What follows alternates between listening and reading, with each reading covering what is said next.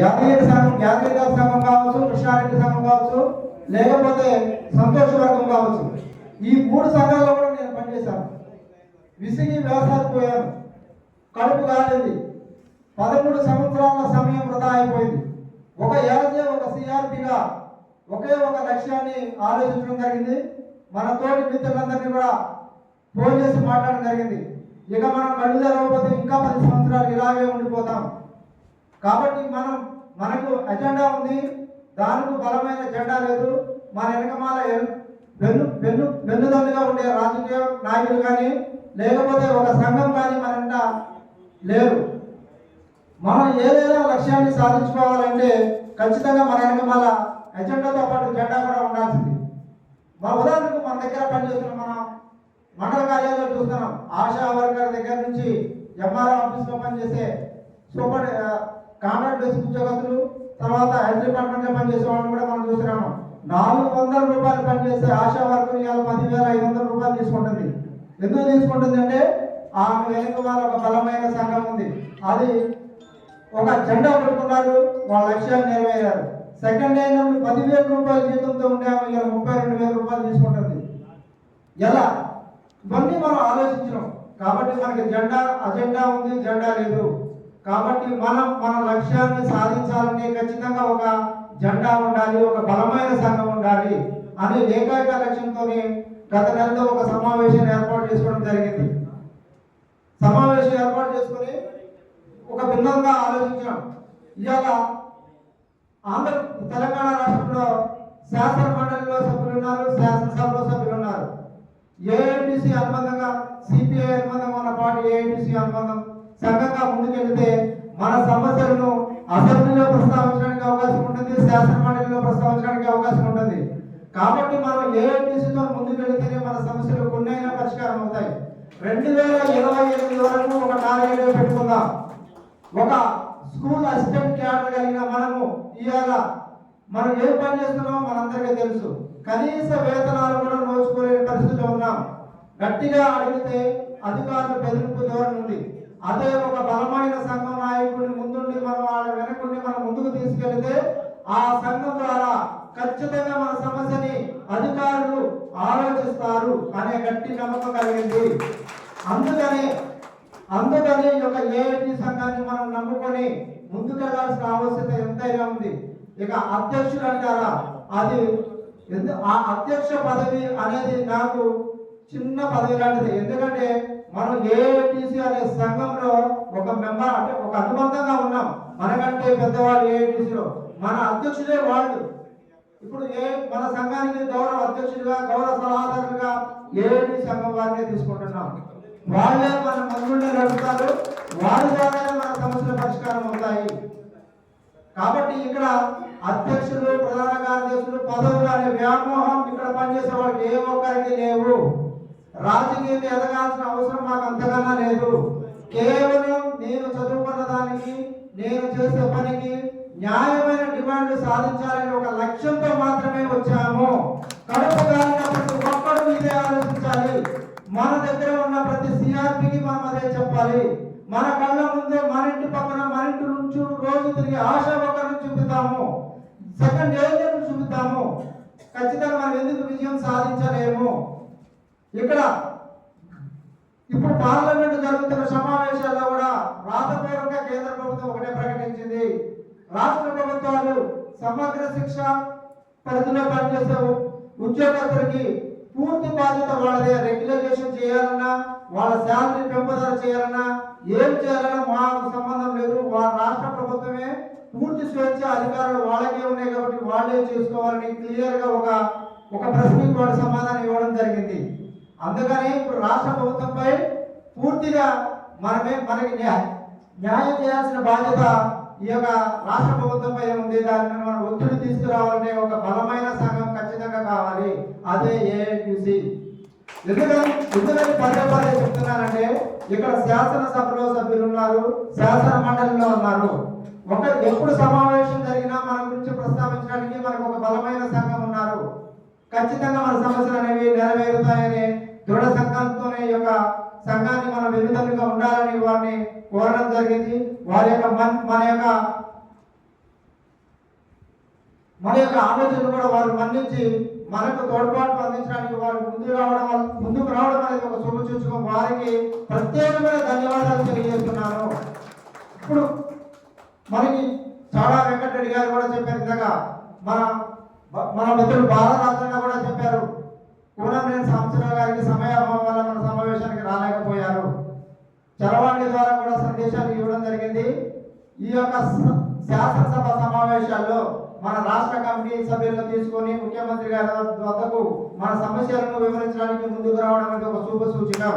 అది ఏడు నుంచి వాళ్ళే సాధ్యమవుతుంది. ఖచ్చితంగా మన సమస్యలు ఈ 2028 వరకు మన సమస్యలు పరిష్కరించడం ఒక టార్గెట్ గా పెట్టుకుందాం.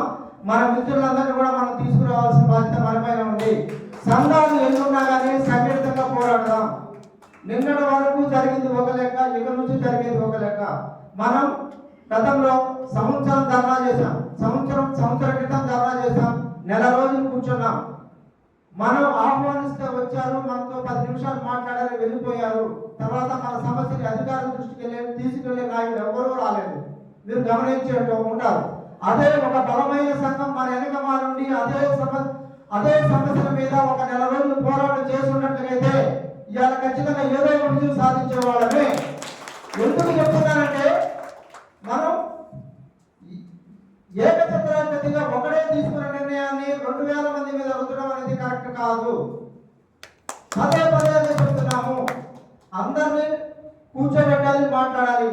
20,000 మంది సమస్యలు ఒక లెక్క ఉన్నాయి, మన 1800 మంది సమస్యలు ఒక లెక్క ఉన్నాయి.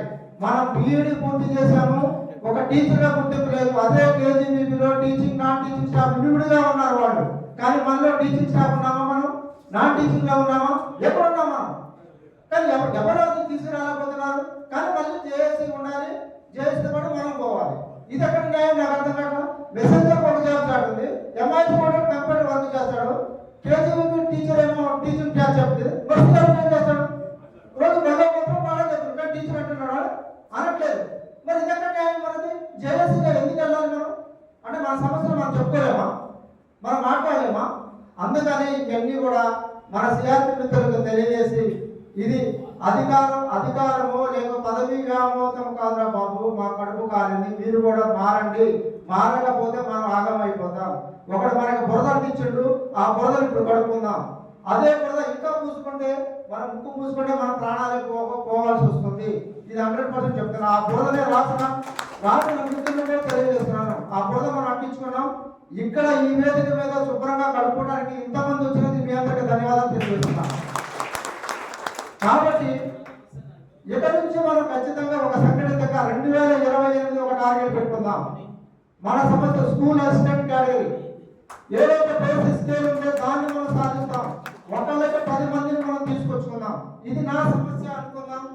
ఇది నా సమస్య అనుకున్నా కాబట్టి ఈ రోజు ఇక్కడ కూర్చోగలిగాను. నేను నాకు పదవి వ్యామోహం అంతగా నాకు లేదు. కావాలంటే ఎవరు వస్తే ముందుకు వస్తారంటే మనం కూర్చోబెట్టడానికి సిద్ధంగా ఉన్నాయి. ఈ పార్టీ నా విషయంలో మీ అందరూ తెలియజేస్తున్నాం.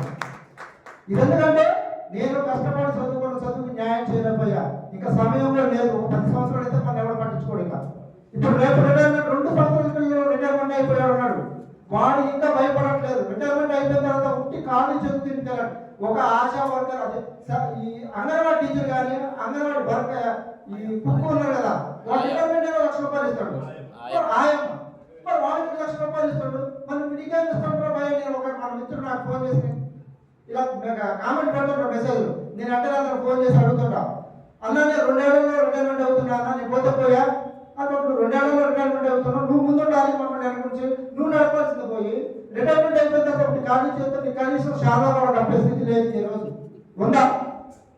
చాలా కప్పే స్థితి కూడా లేదు. మరి అంత గవర్నమెంట్ స్థితిలో నువ్వున్నామంటే నీ సమస్య మీద ఎవరు పోరాడతారు? నువ్వు ముందుకు రాకుండా నువ్వు రావాలి అన్న.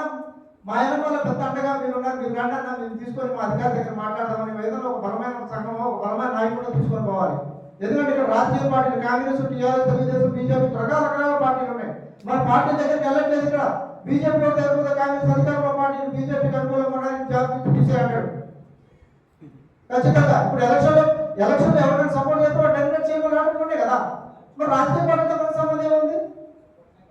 అందుకనే కదా ఇక్కడ ఉన్న సంఘాలు ఏవైతే ఉన్నాయో ఏఐటీసీ, సిఐటీ వాటన్నిటిగా భిన్నంగా ఉన్నది ఏఐటీసీ. కాబట్టి విజ్ఞులైన మనం చదువుకున్నాం, మేధావులం. కాబట్టి ఈ యొక్క అన్ని కూడా అంశాలు మీరు పరిగణలో తీసుకొని మన సిఆర్పీలందరూ కూడా కొంచెం మేధోమదనం చేసి వాళ్ళు అంటించుకున్న బురదని మనం కడిగించే బాధ్యత మనపడింది.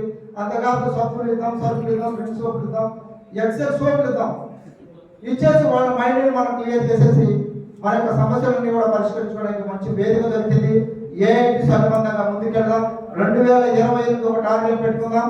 ఖచ్చితంగా స్కూల్ అసిస్టెంట్ బేసిక్స్ గా సాధిద్దాం. ఒక సిఎంఆర్టీ కాంట్రాక్ట్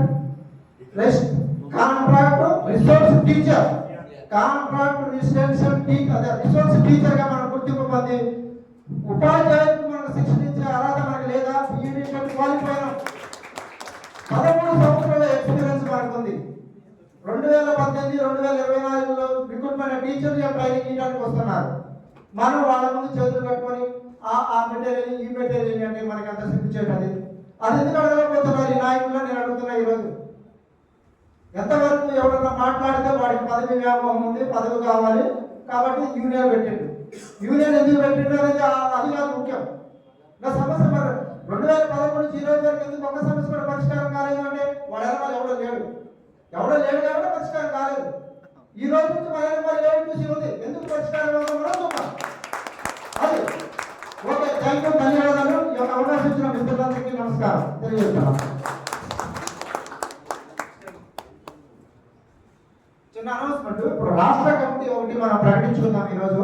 ఆల్రెడీ కొంతమంది పేర్లు కూడా మనం గతంలో తీసుకున్నాం కానీ ఇప్పుడు వచ్చిన మన మిత్రులు ఎవరైనా రాష్ట్ర కమిటీలో చేస్తాము అంటే చెప్పండి. వాళ్ళని కూడా పరిగణలో తీసుకొని రాష్ట్ర కమిటీ పూర్తి స్థాయి రాష్ట్ర కమిటీ ఈ రోజు అనౌన్స్మెంట్ చేసుకుందాం. మనం పూర్తి స్థాయి రాష్ట్ర కమిటీ ప్రకటించుకొని మనం హ్యాండ్ రైజ్ చేయండి అన్న ప్లీజ్.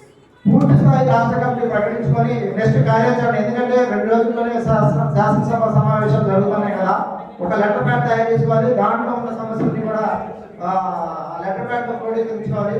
తర్వాత ఏంటంటే లెటర్ ప్యాడ్ మాపే లేదు అనుకుంటా ముందే మీకు చెప్తాను. దయచేసి రాష్ట్ర కమిటీలో మీరు కూడా బాధ్యతలు తీసుకొని మాతో పాటుగా తీసుకొని మనందరం కలిసి పనిచేసుకుంటేనే చాలా బాగుంటుంది. కాబట్టి మీరు చేస్తానన్నట్టు కూడా కొంచెం మాకు పేరు ఇస్తే వాళ్ళ పేరు యాడ్ చేస్తాము. యాడ్ చేసి పూర్తి స్థాయి రాష్ట్ర కమిటీని ఈరోజు ప్రకటించుకొని మనం బయటకు వెళ్తాం. Okay, thank you.